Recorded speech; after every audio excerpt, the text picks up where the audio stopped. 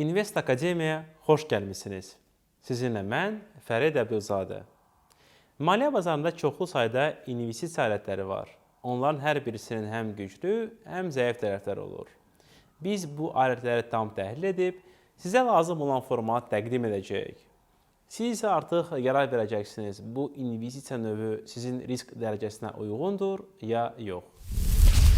Bugünkü buraxılışımızda yeni başlayan investorun ən çox etdiyi səhvlər haqqında söhbəti davam edəcəyik.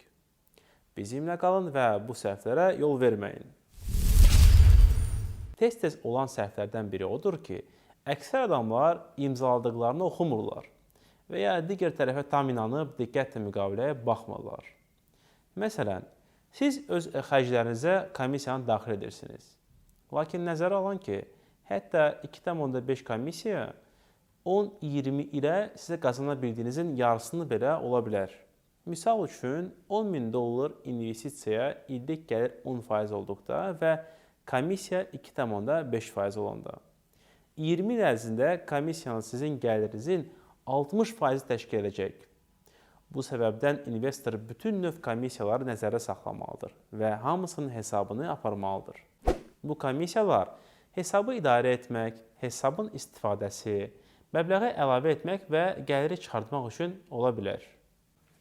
Əgər siz broker vasitəsilə Azərbaycan emitentlərinin qiymətli kağızlarını uzun müddətli almaq istəyirsinizsə, yəni onların tez zaman satmaq fikriniz yoxdursa, hesabı saxlamaq üçün brokerə mütəmadi komissiya ödəməmək üçün siz qiymətli kağızlarınızı Azərbaycan Respublikasının Milli Depozit Mərkəzində öz adınıza hesab açıb keçirə bilərsiniz. Qeyd edim ki, bu hesabı saxlamaq üçün fiziki şəxslər komissiya ödəmirlər. Mən artıq hər şeyi bilirəm və həddindən artıq özünə güvən. İnsan özünü ağıllı hesab edən kimi öz inkişafını dayandırır. Statik mövqe olmur. Ya inkişaf edirsən və ya degradasiya edirsən. Bu o deməkdir ki, dayanmaq olmaz. Hər zaman irəli getmək lazımdır. Dünya çox tez dəyişir. Tələbənin universitetə aldığı biliklər məzun olan vaxtı artıq köhnəlir. Həmçinin investisiyalarda səhvin dəyəri çox yüksək olur və bəzən kritik ola bilər. İnsan mütləq anlamalıdır ki, ilk növbədə öz biliklərini investisiya etməlidir. Təcrübə əsasında belə bir situasiya yaranır ki, 500 və ya 1000 manatı maliyyə savadını artırmaq üçün xərcləmək baha başa olur. Amma son 500 və ya 1000 manatını bir layihəyə investisiya etmək baha sayılmır. Bəzən uğurlu əməliyyatlar belə təəssürat yaradır ki, siz nəhayət professional olmusunuz və digərlərdən daha çox qazana bilərsiniz. Bu zaman siz digərlərin fikirlərinizi dinləmirsiniz. Xüsusən də sizdən az qazananların. İnvestor üçün bu yaxınlaşan sonun ən düzgün göstəricilərindən biridir. Yadda saxlayın. Birja çox dəyişkəndir və həddindən artıq özünə güvən sizə baha başa gələ bilər. Hər zaman əlinizi nəbzi saxlayın və boş vaxtınızı xəbərləri dinləməklə və ya birjaya təsir edən amilləri öyrənməyə sərf edin. Daha bir səhv investisiyaya borc götürülən pulların istifadəsi sayılır. Buraya sizin dost-tanışdan borc aldığınız məbləğ və ya bankdan götürülən kreditlər aiddir. İnvestisiya uğursuz olduğu halda siz nəinki pulları itirəcəksiniz, həmçinin borc içində qalacaqsınız. Məşhur investor Warren Buffett intervyuların birində belə demişdi. Mənim partnyorum Charlie Munger deyir ki, ağıllı insan yalnız 3 səbəbdən müflis ola bilər. İçki, qadınlar və marjinal ticarət. Marjinal ticarət broker tərəfindən müştərisinə verdiyi kreditə deyilir. 10-20 il üçün uzun müddətli planın və çıxış tarixi olmamasından görə düşünülməmiş strategiya səhv sayılır. Bu səbəbdən yeni başlayan ilk uğursuzluq qarşılan kimi təslim olurlar. Mən də vaxtilə belə idim, lakin sonra anladım ki, investisiya etməkdən daha risklidir. Çünki mən investisiya etməsəm, dəqiq bilirəm ki, 10-20 ilə təqaüdsüz qalacağam. Müəyyən məbləğdə pul yığıb Baliyə də getməyi planlaşdırmıram. Çünki istənilən məbləğ axıra əvvəl bitəcək. Lakin mən investisiya etsəm, gec və ya tez maliyyə sabitliyinə çatacağam. Hətta bu yolda müəyyən itkar olsa belə, investisiya naminə investisiya alınmır. Bu işdə mütləq konkretika lazımdır. Misal üçün, mənə işləmək üçün nə qədər vəsait lazımdır? Avtomobili nə vaxt ala biləcəyim və s. Risksiz portfel və ya ideal strategiyaya inam. Yeni başlayan digər səhvi öz investisiya strategiyasını həddən artıq konservativ olmasıdır. Bəzən birjada ilk addımlar atanda hər şey anlayana qədər bu xüsusiyyət çox vacib olur.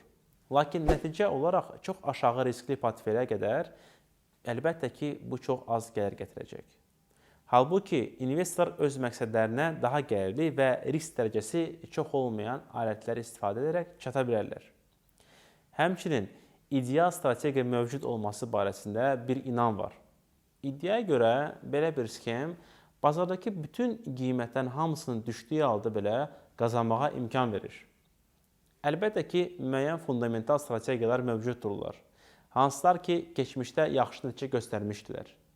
Lakin sizə heç kim bu strategiyanın gələcək illərdə uğurlu olması barəsində zəmanət verə bilməz. Hər halda təcrübəli investorların məsləhətlərini dinləmək lazımdır. Adətən onlar yüksək riskli aktivlərdə əmanətlərinizin maksimum 10%-ni saxlamağa məsləhət görürlər. Məhz bu məbləği siz itirməyə hər an hazır olmalısınız. Əmanətlərinizin 80%-ni riskli alətlərə investisiya etmək olmaz. Özünüzü böyük məbləğdə məhrum edə bilərsiniz. Ekspertizanın olmaması. Səhmlərin və digər alətlərin daimi olaraq dəyişilməsi investisiya aləmində təqdirə layiq hərəkət hesab olunmur. Birjada bu cür davranış komissiya və əməliyyat xərclərinin artmasına səbəb ola bilər. Lakin həqiqətən dəyərli qiymətli kağızları almaq üçün mütləq mövcud olan şirkətlərin, dəyərin maliyyə analizi aparılmalıdır. Bu, bir-iki məqalə oxuyub dərhal brokerin yanına qaçmaq anlamına gəlmir. Təhlil edərkən tək şirkətin maliyyə göstəricilərinə yox, həmçinin bazarda və dünyada olan situasiyaya baxmaq lazımdır. Hətta sahə üzrə olan trendləri nəzərdən keçirmək lazımdır. Biznes planlarını, illik hesabatları, emitent şirkətin inkişaf strategiyasını tam dəqiq təhlil etmək və deyilməyənləri anlamaq üçün mütləq tənqidi düşüncəyə sahib olmaq lazımdır. Keyfiyyətli analiz kifayət qədər çox vaxt tələb edir, amma bunun da çoxlu müsbət tərəfləri var. Analiz bacarıqlarını inkişaf etməklə siz bazarlara daha yaxşı anlamağa öyrənəcəksiniz və beləliklə uğurlu investor olacaqsınız. Uğurlu investisiyanı uğursuzdan fərqləndirə bilməmək. Beləliklə, ya anlamadığımız sahəyə investisiya etməyin, ya da bu sahədə mütəxəssisə müraciət edin. Bu halda mütəxəssisin xidmətlərində qənaət etməyə çalışmayın. Əgər mövzunu başa düşmürsünüzsə, bu sizə böyük itkilər nəticələnə bilər. Bizim kanalımızı YouTube-da izləyin və Telegramdakı xəbərlərimizi oxuyun və çox gözləmədən siz də birjada hər şeyi anlayacaqsınız. Eyni aktivlərə sahib olmaq. Bir daha diversifikasiya barəsində danışaq. Bu dəfə portfeldə olan aktivlərin diversifikasiyası haqqında. Misal üçün, yeni başlayan tez-tez neft və qaz şirkətlərinə səhmlərini alırlar. Amma heç kim onlara bu sahənin bir gün çökməyəcəyini zəmanət verə bilməz. İnvestisiya üçün fərqli maliyyə alətlərini nəzərdən keçirmək lazımdır. Bu həm aktiv, həm ölkə, həm də valyuta üzrə olmalıdır. Yalnız bir şirkətə və yalnız bir sahənin alətlərinə investisiya etsəz, sahə çöktüyü halda hər şeyi itirə bilərsiniz. Halbuki, yaxşı diversifikasiya olunmuş portfelə sahib olsanız, bir qiymətli kağız sizi sərmayənizin 10%-ni itirə bilərsiniz. Amma eyni zamanda digəri sizə 50% gəlir gətirə bilər. Hər bir investisiyada risklərin olmasını başa düşmək vacibdir və buna görə yalnız müsbət nəticə gözləmək lazım deyil. Mütləq özünüzə öncədən bu sualları verməlisiniz. Mənfi ssenari nəticəsində nə olacaq? Bu ssenarinin ehtimalı nədir? Və mən nə qədər itirə bilərəm? İnvestor qaydalarından biri də odur ki, yalnız təhlükəsizlik yastığı olduğu halda investisiyaya başlaya bilərsiniz. Bu da sizin ən azı 6 aylıq gəliriniz deməkdir. Yalnız bu məbləğdən yuxarı olan investisiya edə bilərsiniz və hətta burada sizə ağıllı və səbirli yanaşma lazımdır. İnvestisiya həmişə riskli olduğunu unutmayın. Lakin savadlı yanaşma və bazarın daimi təhlili siz zamanla bu riski minimuma endirə biləcəksiniz.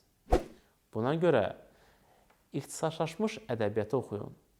Özünüzü hər zaman inkişaf etdirin və diqqətli olun. Bəzi dırnaqarası ekspertlərə inanmayın. Həmçinin mütləq mütəmadi olaraq maliyyə savadınızı artırın. Qiymətli kağızlar üzərində qazanmaq yollarını və hansı riskləri nəzərə saxlamaq lazım olduğunu bilmək üçün bizim YouTube kanalımıza abunə olun. Fond bazarını ətraflı öyrənmək və ən aktual məlumatları əldə etmək istəyirsinizsə, Invest Akademiyanın Telegram kanalına abunə olun. Diqqətiniz üçün təşəkkür edirik. Növbəti görüşlərə qədər.